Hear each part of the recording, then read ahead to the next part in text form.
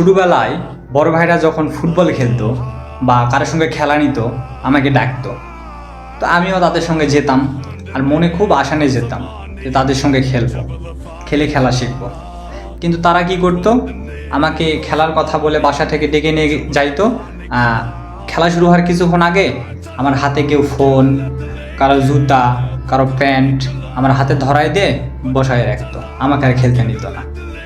আমি ভাই ওই টাইমে স্বপ্ন দেখতাম বড় ভাইদের সঙ্গে খেলা শিখে দেশটাকে রিপ্রেজেন্ট করব, অনেক বড় খেলোয়াড় হব।